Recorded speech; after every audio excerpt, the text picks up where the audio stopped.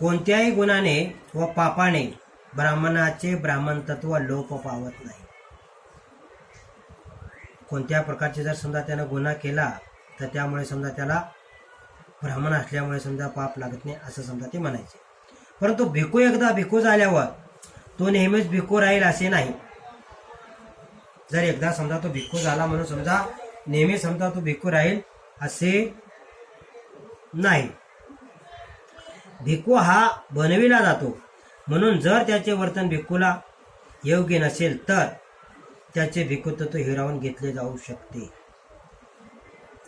जर भिक्खू हा बनावा लागतो आणि त्या भिक्खूचे योग्य तत्व जर बरोबर नसते त्याचं भिक्खुत्व हिरावून घेतले जाऊ शकत होते. म्हणजे समजा त्याचं चिवर काढून त्याला घरी हाकलून देऊ जाऊ शकत होते. ब्राह्मण व्हायला मानसिक अथवा नैतिक शिक्षणाची आवश्यकता नाही. ब्राह्मण होण्यासाठी समजा मानसिक अथवा नैतिक शिक्षणाची त्याला आवश्यकता नाही. म्हणजे ब्राह्मणाला समजा नैतिक देणं वागायची काही जरूरत नाही आणि मानसिकता बी समजा त्याला नसली तर चालेल. मग तो ब्राह्मण जन्माला म्हणून आला तर ब्राह्मणच. ज्याच्याकडून केवळ अपेक्षा केली जाते की ही त्याला आपल्या धर्मविधीची माहिती असावी. ब्राह्मणाला काय माहिती असली पाहिजे की त्याला धर्माची विधीची माहिती असली पाहिजे असं सांगण्यात आलेलं आहे. भिक्खूची परिस्थिती त्याच्या अगदी उलट आहे. मानसिक आणि नैतिक शिक्षण हे त्याच्या जीवनाला रक्तासारखे आवश्यक आहे. भिक्खूची परिस्थिती अगदी उलट आहे. मानसिक आणि नैतिक शिक्षण हे त्याच्या जीवनाला रक्तासारखे. ज्याप्रमाणे समजा शरीरामध्ये समजा रक्त आवश्यक असतं आणि रक्ताशिवाय माणूस जगू शकत नाही त्याचप्रमाणे भिक्खू झाला की त्याला मानसिक आणि नैतिक शिक्षण हे समजा त्याला म्हणजे मरेपर्यंत समजा त्याचं पालन त्याला करावं लागतं. नैतिक आणि मानसिक. ब्राह्मणाला स्वतःसाठी वाटेल तितकी मालमत्ता जमण्याची सवलत असते. ब्राह्मणाला वाटेल तितकी मालमत्ता समजा तो जमवू शकत होता. भिक्खू मात्र असे करता कामा नये. पण भिक्खूला मात्र अशा प्रकारची समजा मालमत्ता जमवू शकत नव्हती. हा दोहोमधील भेद लहानसा नाही. मालमत्ता ही माणसाच्या मानसिक आणि नैतिक स्वातंत्र्याला मर्यादा घालून त्याच्या आचार विचारांना नियंत्रित करते. ती आचार विचारामध्ये संघर्ष निर्माण करते. म्हणून ब्राह्मण परिवर्तनाच्या विरुद्ध असतात. कारण परिवर्तन म्हणजे त्याच्या बाबतीत अधिकार व संपत्तीचा नाश ठरतो.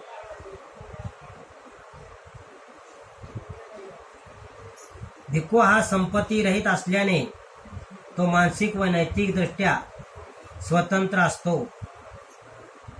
भिक्खू हा संपत्ती नसते पण मानसिक आणि नैतिक दृष्ट्या समजा तो स्वतंत्र असतो.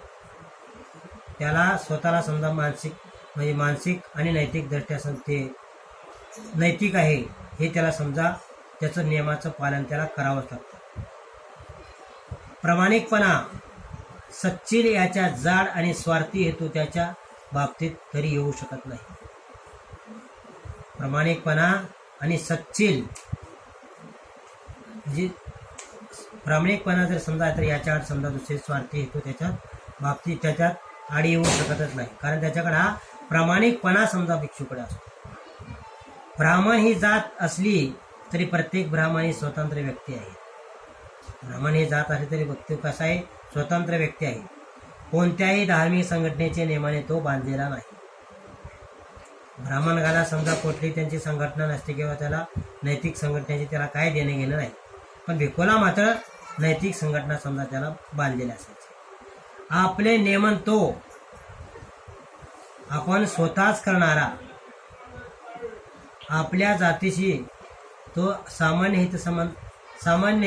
हितसंबंधाने समजा बांधलेला आहे.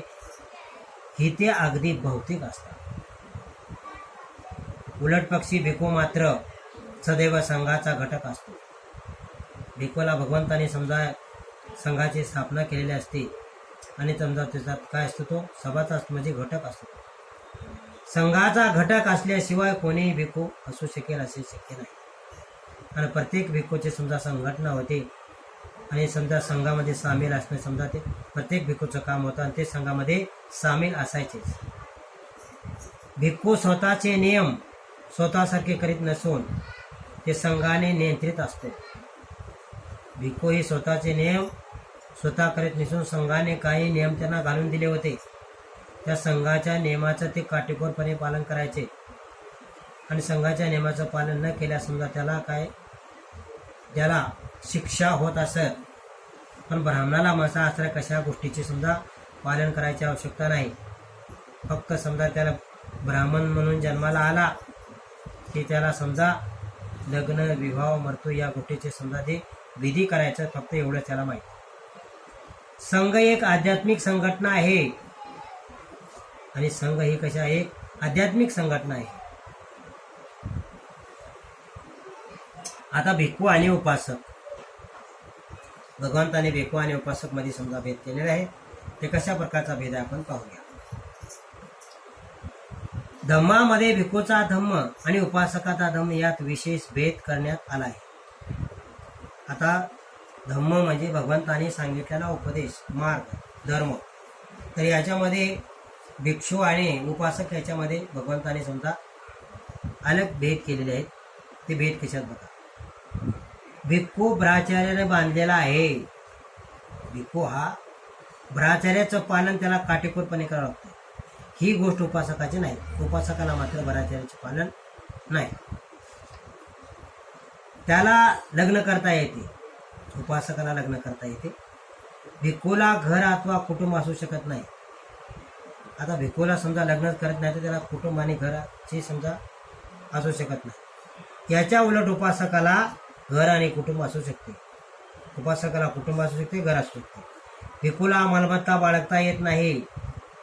उपासकाला मालमत्ता बाळगता येते. भिक्खूला हत्या न करण्याचा निर्बंध आहे. भिक्खूला कसल्याही प्रकारची तो हत्या करू शकत नाही. उपासकाला तसा निर्बंध नाही. उपासकानेही समजा तसा नियम आहे पण बंधन नाही त्याला. उपासका आणि भिक्षूला मात्र तशा प्रकारचं बंधन आहे. पंचशिलाचे नियम दोघांनाही पाळायचे असतात. पंचशिलाचे जे नियम आहेत, जे 5 शिला आहेत, त्या 5 शिलाचं पालन मात्र दोघांनाही समजा पाळायचे असतात. परंतु भिक्खूला ते प्रतिज्ञारूप असतात. भिक्षूने तशा प्रकारची प्रतिज्ञा केली असते की मी आजपासून कसल्याही प्रकारची हिंसा करणार नाही. मी आजपासून कसल्याही प्रकारची चोरी करणार नाही. मी कोणाचे समजा हिसकावून घेणार नाही आणि मी दिल्याशिवाय घेणार नाही. मी मागणार नाही, द्या म्हणून मागणार नाही, असं त्याला प्रतिबंध असतो. आणि ते मोडल्यास ते शिक्षेस पात्र होतात. आणि अशा प्रकारचे जे नियम आहेत, ते नियम जर समजा ते मोडले तर समजा त्या भिक्षूला त्याच्या प्रकारची प्रतिमोक्ष म्हणजे तशा प्रकारची समजा त्याला शिक्षा असेल. उपासकाच्या बाबतीत ते पाळण्याजोगे नियम या स्वरूपाचे असतात. उपासकाला कसले नियम पाळायचे असतात ते बघा. पंचशिलेचे परिपालन हे भिक्खूच्या बाबतीत सक्तीचे असते. उपासकाच्या बाबतीत ते त्याच्या इच्छेवर अवलंबून असते. भगवंताने समजा दोघांसाठी नियम ते सांगितले आहेत, पण भिक्खूच्या बाबतीत मात्र सक्ती आहे, जबरदस्ती म्हणजे प्रतिबंध आहे. पण उपासकाच्या बाबतीत मात्र समजा त्याच्या इच्छेवर अवलंबून आहे. मी अशा प्रकारची प्रतिज्ञा करतो की मी आजपासून चोरी करणार नाही, व्यभिचार करणार नाही, खोटे बोलणार नाही, सुरामेरी म्हणजे समजा अशा कसल्याही प्रकारचं व्यसन करणार नाही, असत्य बोलणार नाही. अशा समजा अशा प्रकारचे समजा उपासक समजा अशा प्रकारचे निर्बंध स्वतःवर लावून घेऊ शकतो. भगवंताने असा हा भेद का केला असावा? काहीतरी सबळ कारण असल्याशिवाय ते असा भेद करणार नाही. लोकांना वाटले की भगवंताने अशा प्रकारचा भेद केलाय, याच्यासाठी समजा काहीतरी कारण असणार. भगवंताने ज्या भेदाचे कारण कुठेही स्पष्ट केलेले नसल्यामुळे ते तर्काने जाणावे लागते. काहीही झाले तरी कारण जाणणे आवश्यक आहे. काहीही झाले तरी कारण जाणणे आवश्यक आहे. ते काय कारण आहे ते बघा. आपल्या धम्माच्या साहाय्याने हे लोके सदाचरणाचे राज्य स्थापन करावे असा भगवंताचा उद्देश होता, यात संशय नाही.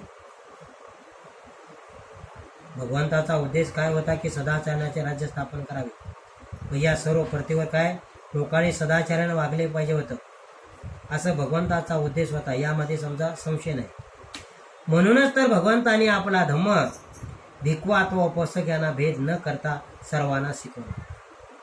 भगवंताने याच्यामध्ये भेद न करता सर्वांना हा धम्म भगवंताने सारखा का सांगितला, की त्याच्यामुळे उपासक आणि भिक्खू हे दोघे समजा सदाचरणाने वागतील आणि पृथ्वीवर सगळं सदाचरण ते सदाचरण राहील.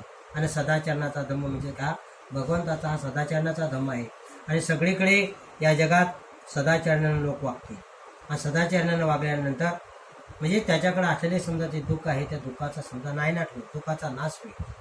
आणि ते लोक सदाचरणाने वागून आपल्यात असलेल्या ते विकाराचं समजा ते आनंद करतील, विकाराचं निर्मूलन करू शकतील. पण त्याच्यासाठी भगवंताने सांगितलं सदाचाराचा मार्ग आहे. तर सदाचाराच्या मार्गाचा अवलंब केला तर भिक्षू तर समजा करता, भिक्षूला तर प्रतिबंध आहे. उपासकाला जर प्रतिबंध नसला तर स्वतःच्या मनाला समजा प्रतिबंध ठेवून तर उपासकही तशा प्रकारचे कार्य करून समजा सदाचाराचा अवलंब करतात. भले समजा काही उपासक असतील, उपासकाची संख्या कमी असणार, पण त्या जे कमी का असेना, पण उपासक हे समजा अशा प्रकारचं जीवन समजा ते जगू शकतात.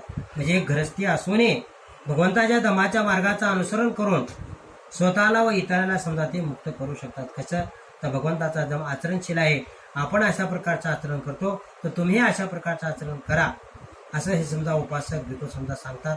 आणि सांगितल्यानंतर जरी त्या प्रकारे जर आचरण करत असतील तर खरोखर अशा प्रकारचा धम्म म्हणजे भिक्खूला आणि उपासकाला म्हणजे तेवढा समजा मान आहे.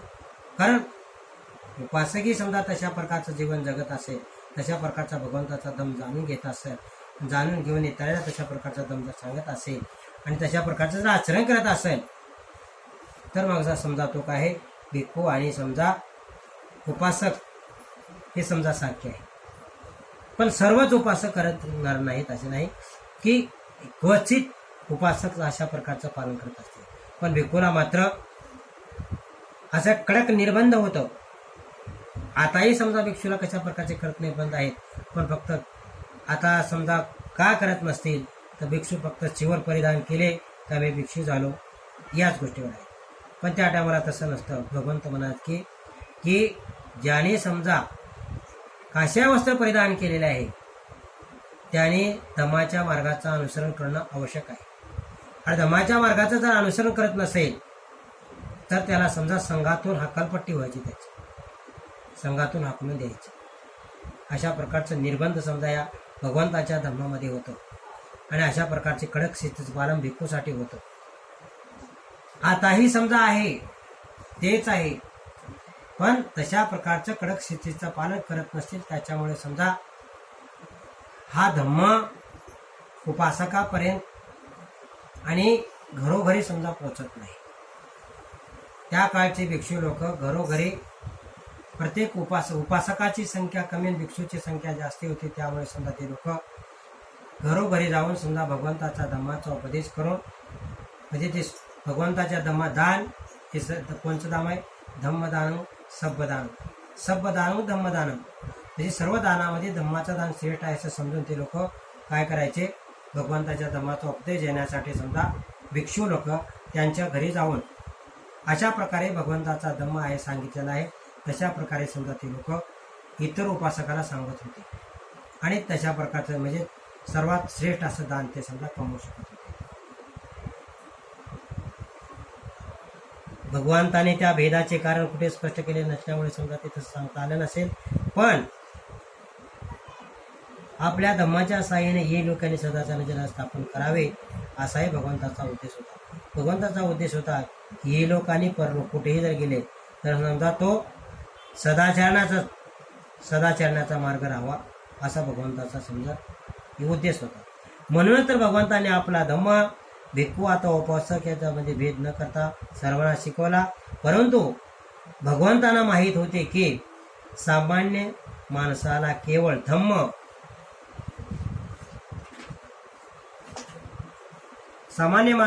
धम्म शिकविल्याने सदाचरणावर आधारलेला आदर्श समाज निर्माण होणे शक्य नाही. सामान्य माणसाने शिकवलेला जर सामान्य लोक जर असेल ज्याने भगवंताच्या धमाच्या मार्गाचं अनुसरण केलं नसेल आणि तो